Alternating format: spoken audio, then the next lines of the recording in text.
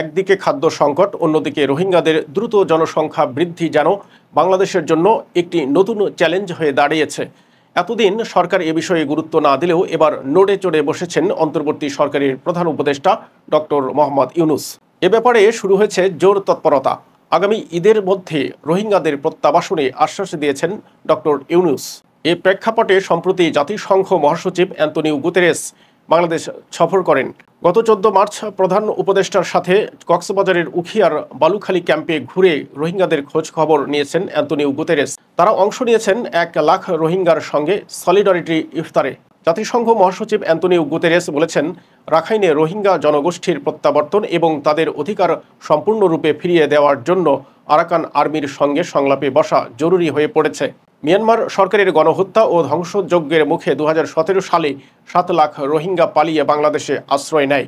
এর আগে থেকেই 3 লাখের মতো শরণার্থী এখানে অবস্থান করছিল। 2017 সালের পরও অনেক রোহিঙ্গা বাংলাদেশে এসেছে, কিন্তু এই বিপুল সংখ্যক মানুষের খাদ্য ও আশ্রয় জোগাতে বিশ্ব সম্প্রদায়ের কাছ থেকে যে সহায়তা পাওয়া গেছে তা প্রয়োজনের তুলনায় কম। সাম্প্রতিককালে সেই সহায়তা আরও কমিয়ে দেওয়া হয়েছে। তাই বাংলাদেশে অবস্থানরত রোহিঙ্গারা মারাত্মক ঝুঁকিতে রয়েছে। গত 8 বছরে বহুবার তাদের মিয়ানমারে ফেরত পাঠানোর চেষ্টা হয়েছে বাংলাদেশের পক্ষ থেকে, কিন্তু সম্ভব হয়নি। তবে এবার জাতিসংঘের মহাসচিবের বাংলাদেশ সফরে আসার আলো দেখছে সবাই।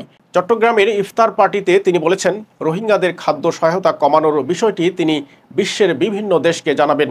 অ্যান্তোনিও গুতেরেস এও বলেন, রোহিঙ্গাদের বিষয়ে একমাত্র সমাধান তাদের নিজ দেশে প্রত্যাবাসন। এ অনুষ্ঠানে প্রধান উপদেষ্টা চট্টগ্রামের আঞ্চলিক ভাষায় যে বক্তব্য দিয়েছেন তা রোহিঙ্গা শরণার্থীদের হৃদয় স্পর্শ করেছে। চট্টগ্রামের আঞ্চলিক ভাষা রোহিঙ্গারা সহজেই অনুধাবন করতে পারেন। প্রমিত বাংলা বা ইংরেজি ভাষায় বললে অনেকেই বুঝতে পারেন না। তিনি রোহিঙ্গাদের উদ্দেশ্যে বলেছেন, এই ঈদে না হোক, আগামী রোজার ঈদ যেন আপনারা নিজ মাতৃভূমিতে স্বজনদের সঙ্গে উদযাপন করতে পারেন, সেই লক্ষ্যে আমরা সর্বোচ্চ প্রচেষ্টা চালিয়ে যাচ্ছি।